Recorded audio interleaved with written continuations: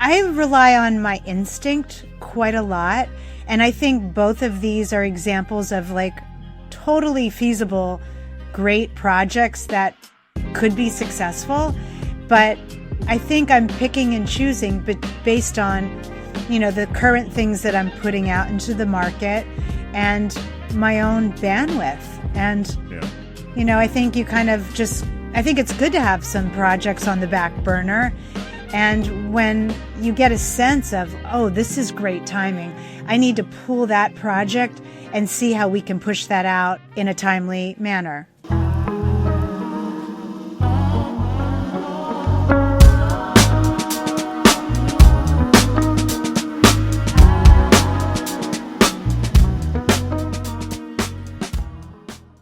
Hey there, welcome to this week's episode of Pickles and Pasta with Steph and Jay.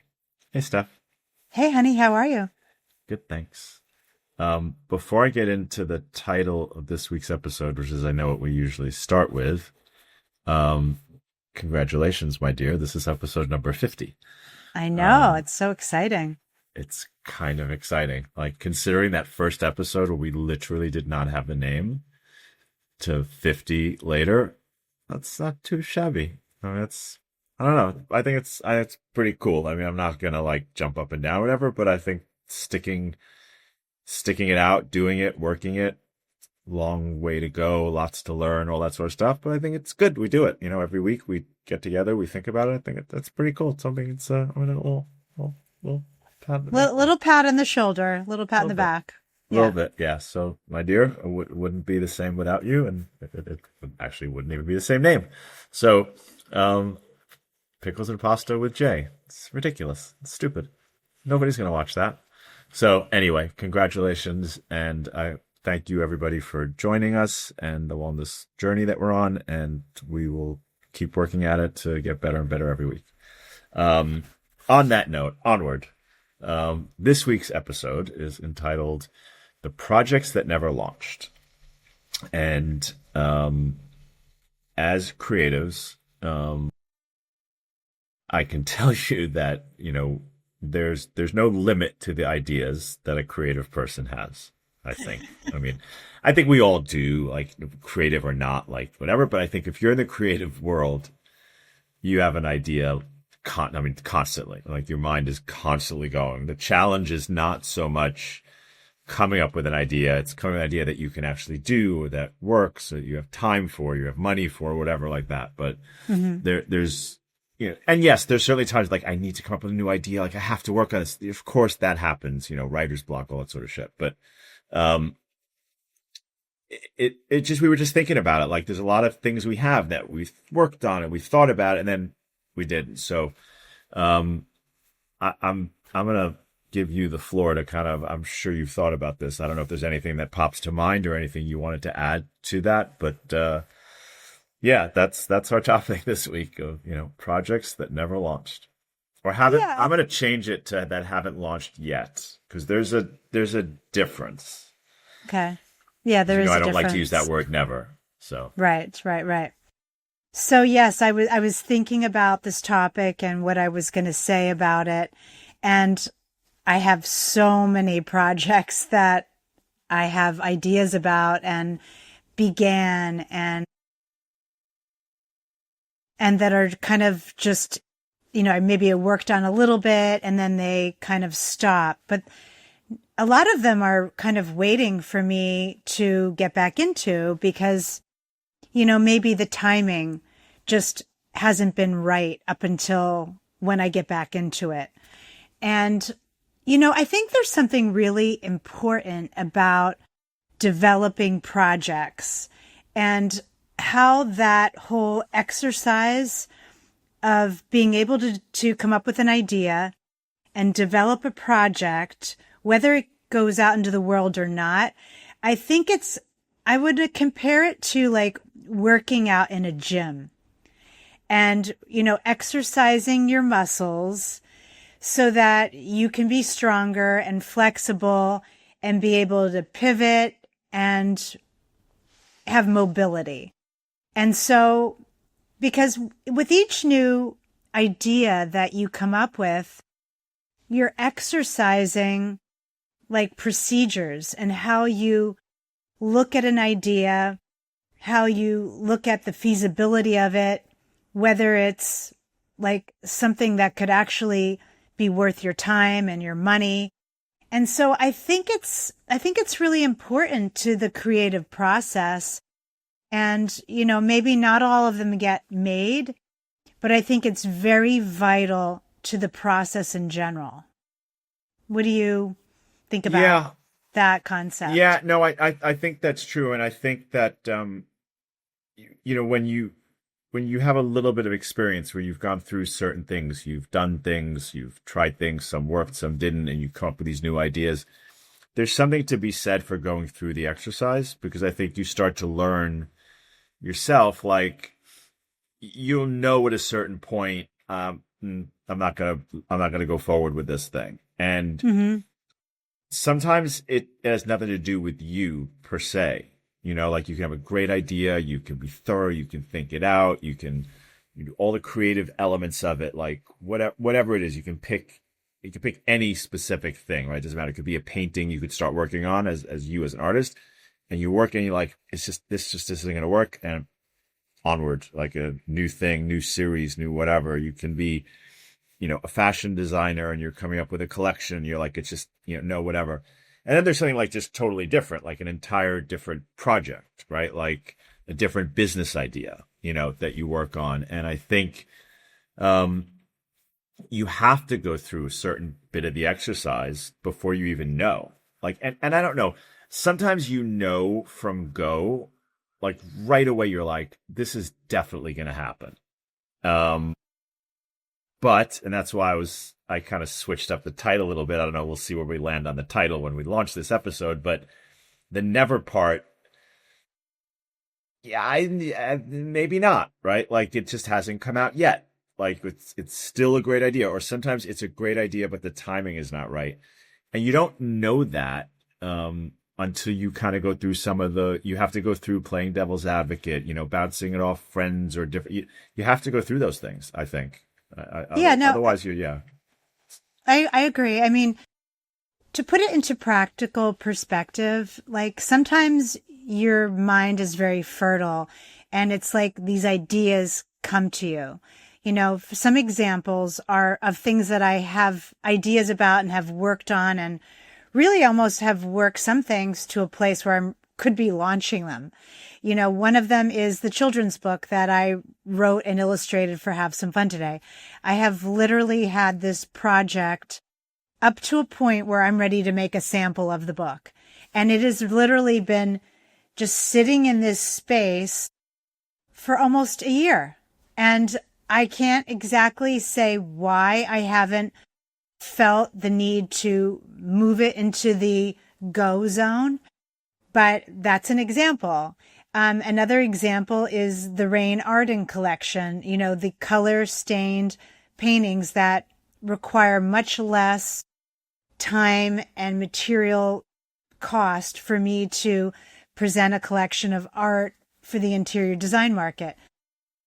I have a collection of those ready to go, yet it doesn't feel like vital to me at this stage right now to push that out into the world. I rely on my instinct quite a lot. And I think both of these are examples of like totally feasible, great projects that could be successful.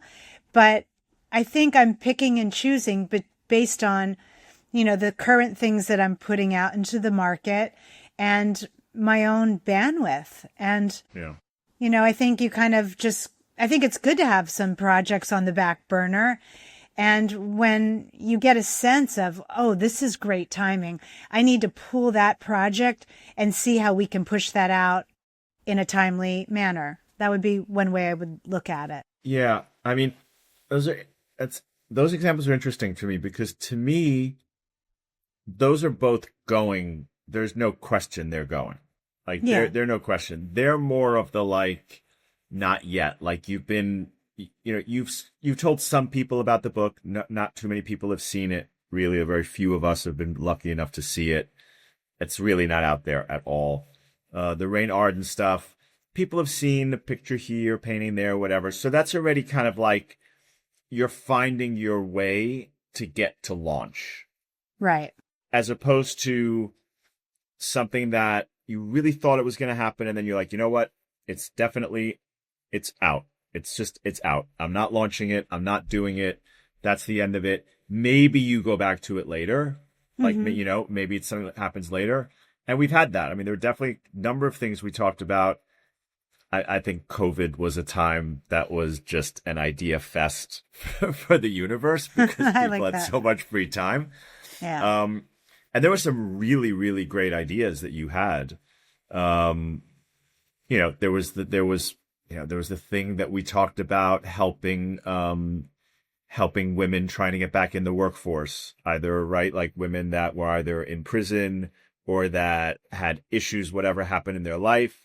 And we were trying to think of a way how to teach them skills, right? Remember, we talked about we were going to find a way to buy like properties and we could have training. Remember, this was a brilliant idea. Oh, like a gosh, brilliant idea. That was, I actually forgot about that idea. I don't forget. I don't forget. I forget if I have my shoes on or not sometimes, but I don't forget stuff like that. Like that was I remember. I actually forgot about that idea. Yeah, no, I didn't. So I'm saying like to me, that was an idea that we didn't do a ton of research, but we did a good preliminary high level. Okay, we could probably buy a property here for this kind of money. If we did, we'd have to raise money for this. We'd have to do that. But like, this could be cool. And then we would think, okay, well, we probably know some educators that we could maybe come and help. Like, we started really thinking it through. But yeah, there was life. Life was reality. We had to have some fun today. We had all this other stuff with different things going on. So we didn't do it. So to me, when I was thinking like that, like there's ideas that you've had that anybody that's listening to this episode right now, all four of you, you've all had ideas, right? That, I really but it's not that easy to do. But I think also what I wanted to throw in there, sorry, not to cut you off. What I wanted to, it's okay. Part of the thing where I think it's interesting about this is I think whenever we do those things, they stay with us in one way or another. Yeah. Like either, it's a business we wanted to do because we see that it's not being done properly in the world and we have an idea that would be better, but we don't do it for whatever the reasons are. It was too much money. It was too much time. We had other jobs going on, whatever. But then we get into that situation where like, that idea of mine would be really good right now because whatever the thing may be. So, right. I don't know. I just, I think that's an interesting part. And I wonder, if you want to get all spiritual about it, like maybe those ideas come to us for other reasons. We're not supposed to execute that idea, but it helps us with other stuff. Like maybe it helps us to get to the idea that we're supposed to execute on. I don't know. Just a thought. Totally. Maybe, the other, one of the things that I'm thinking about as we're talking about this is like the idea of me writing a book. I've been, besides the children's book, like a real book. And I often you just said that the other day, right? The other day we were talking with somebody and I said something about a book and you're like, no, there's many books. Like there was some, like, because you have many in your head, right? Like you've said that. Yeah, I do. And I think for me with the book thing, I feel like I'm still writing it in a way, like I'm living the book. And so like, as the story kind of evolves and changes, I'm almost glad I didn't start writing the book yet because I feel like the book is changing as I'm living. So that's a concept of an idea that is going to happen, but sometimes it's just not the right timing because you still need to be in your current life and see where it goes a little bit more before you can start to get into a certain concept or idea or project. Yeah. Then there's also all the people who have all these ideas that they want to do and they just simply never pull the trigger for one reason or another. Like, I don't really understand that because I am not wired that way. Yeah. I if I get an idea that I'm excited about, I think it's really fun to dig into how to make that work. Yeah. And I find Yeah. it fairly easy in a way to manifest the things that the ideas I come up with into something, even if it's just to talk about it as an idea. I'm very comfortable with how to make a lot of things happen as opposed to other people. And I'm curious, like, why some people don't have that extra ability to turn it into reality. Well, not everybody's wired that way, right? Like some Yeah. people are, and it doesn't mean that they're not great at other things, right? Or a great idea, you know? Yeah, and I really I have to say, like, and we've all come across people like that, and you read stories about, very successful people that, they brought on someone to take their idea to the next level. Like they had their ego was in check enough to be like, listen, this is a great idea. I know it's a great idea. Nobody's going to tell me otherwise. That they can go toe to toe with anybody, but I'm not the guy or the girl to do it. I'm just not. I'm happy to be part of the journey, and it's my Yeah. idea, so I'm certainly going to Hmm. profit from it. But I'm not the person to run this company, or I'm not the person to do this project, or but I know exactly how it should be, and nobody knows it is better than I do. And I think that takes a very special person um, to do that. I think it's a really, Yeah. really special person to be like, it is my idea, and I don't not credit whatever, but I have to be around for this part because it is mine. But I don't know this part of it, but I know this part. Hmm. I know this really important part, whatever. So, that's a different kind of a thing. Yeah, I mean, are there any things like that, like from not just you even, but like people that you're like, damn, this was such a good idea and it just did never go anywhere. It never got out into the universe. Like, are there any things you've come across, like just I mean, you've got lots of, different friends and relatives and stuff like that. I mean, anything that comes to mind that you can think of? I mean, actually, no, No. not really. I'm so like, I've got so many ideas that I'm working on. I can't really, the things that you're working on, I think that they're Yeah, aside from me. brilliant. Thank you. I no, I Yeah. can't pull something quickly out of my Interesting. headspace. Yeah. What No, about no, you? that's no. Um, yeah, look, there's definitely some that I've had over the years for sure that, could have gone, probably could have gone somewhere that just did never get out into the universe. Yeah, I mean, there's lots I don't know if I want to share too many of them here, but and look, and I think some of them are, you know, ones that I think could happen down the road, like should happen down the road, that they were just really good. I mean, look, I have one, or I guess I don't mind sharing it per se, but um, Effluence, when Effluence started, originally that it wasn't going to be what it is today. The original idea it was a hospitality brand originally. And it stemmed from something that I dreamt about as a kid, which I'm basically still a kid, but like I was fat, and it was before my time, but I was fascinated by like the old style luncheonettes, like those like dinery kind of luncheonette kind of Yes, places, yes, love and I them. always had this vision of like the old man who sits in the back table and everybody always comes and asks him for advice. And I was like, had this vision in my head that I'm going to be that guy. Like when I get old, I'm going to be that guy and it's going to be my place.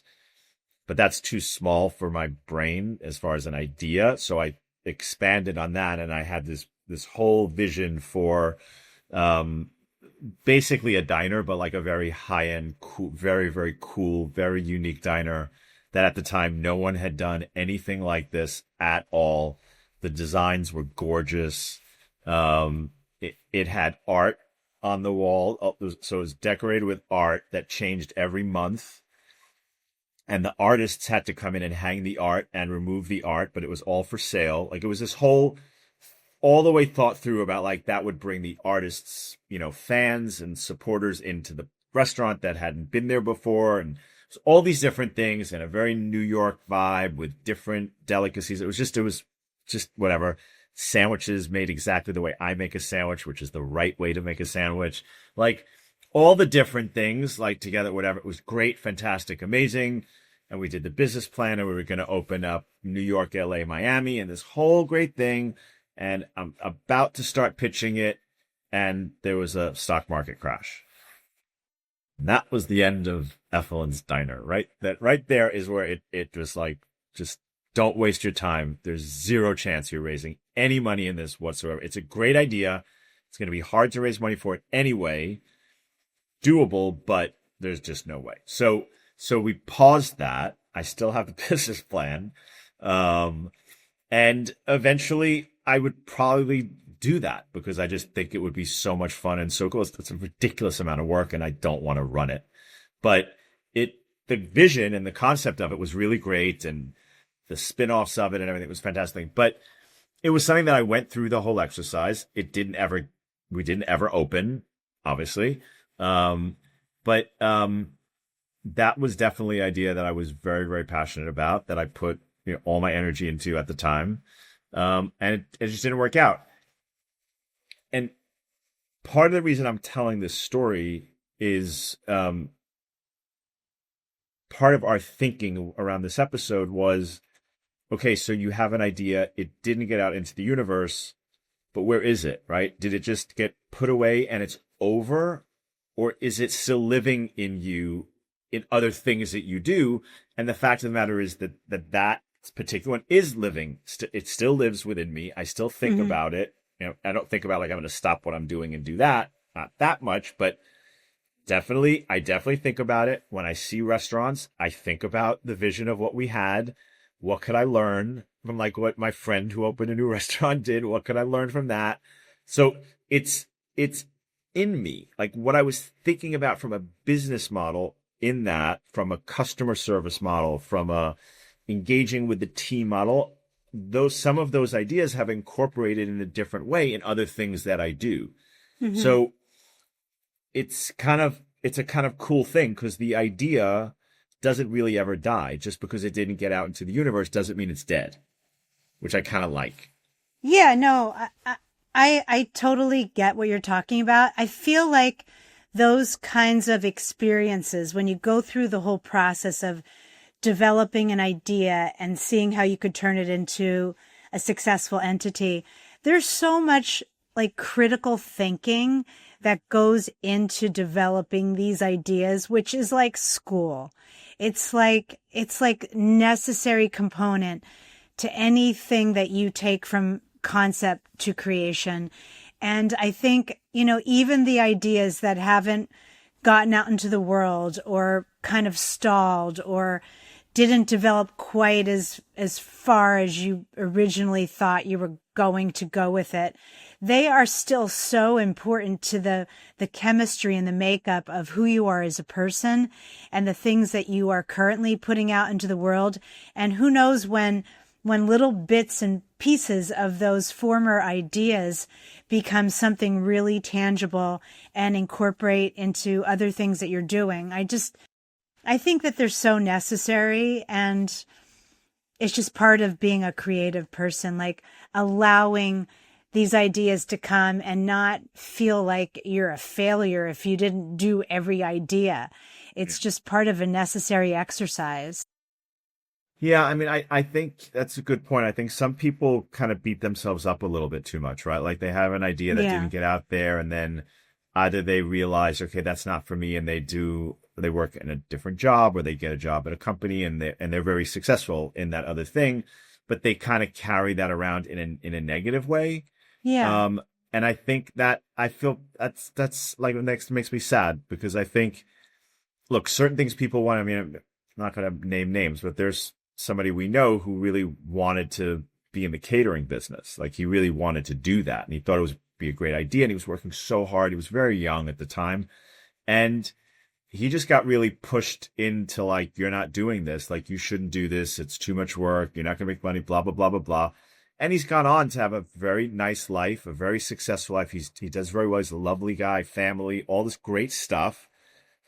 But I remember when he told me the idea originally, once I didn't know anything about this. We were just sitting around one time and he tells me this thing and I could feel this pain, like that he was like suffering, like that's really what I wanted to do. Like I'm not upset at my life because he's very happy with his life. It's not that.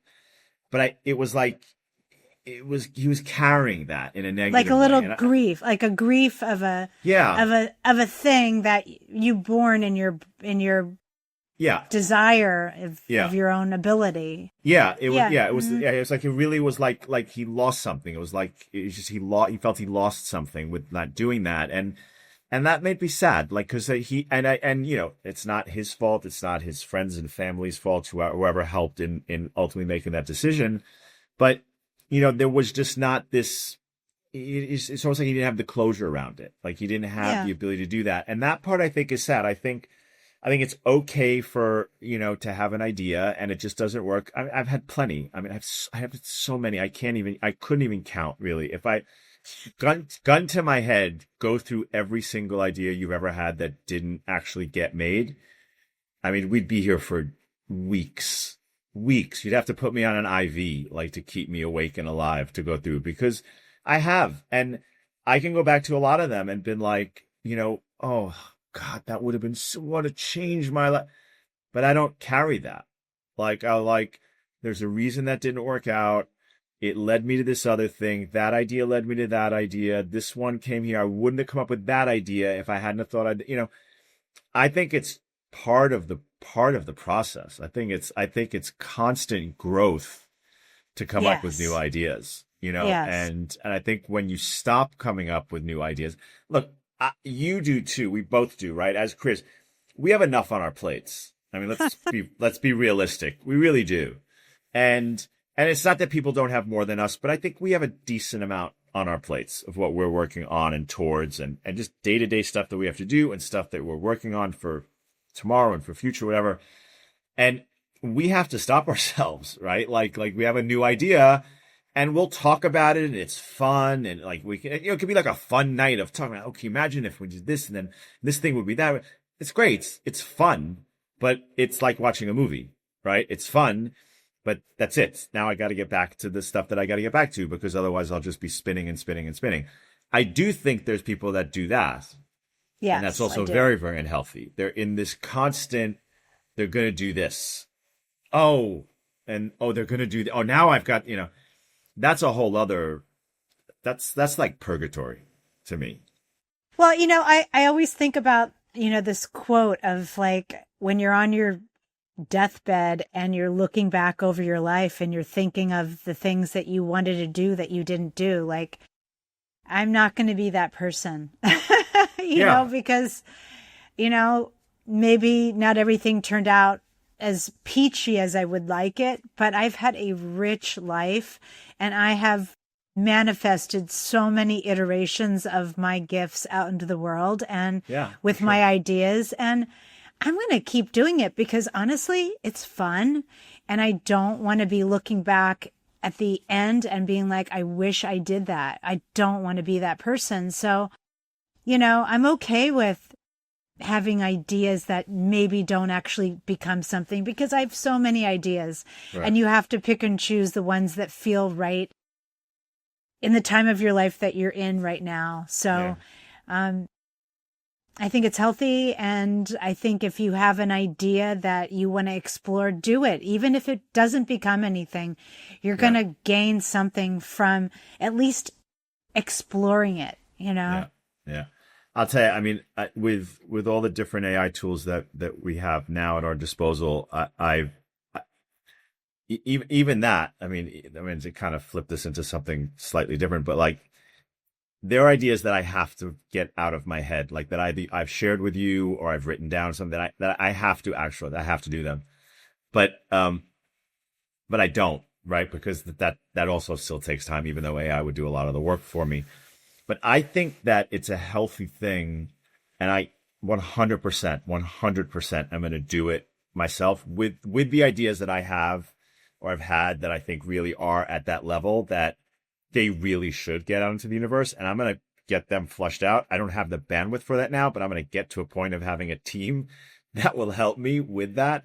And I'm going to Yeah. get them Yeah. to be in a good place, even if I just give them to the universe. Like, it's not even like I have to make money from them or I have to have my name on it or anything like that whatsoever. I'm not even saying that, but like, they should exist, whatever it is. Either it's an invention that I've had, like a tool or an idea or a medical device or something.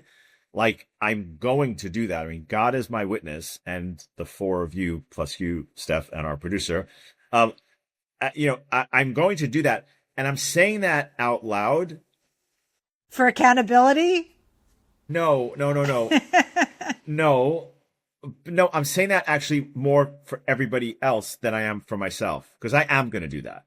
I am going to do that. I just because I know that's who I am.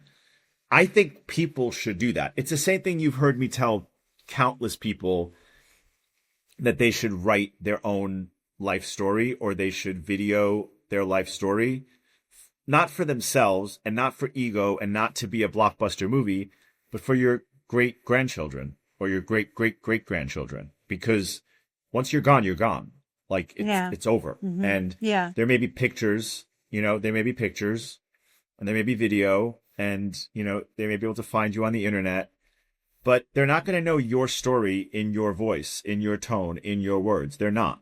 And I think every family should do it. I mean, I've said this long before it was a thing, and there are businesses that do this for you, companies and services that do this. I said this long before that. Everybody should do that, because you just should. I just think it's a gift Yeah, it to sounds future beautiful, generations. honestly. Mm-hmm. Yeah. But I'm saying the same thing for some invention or business idea or concept, whatever. I think it's the same thing.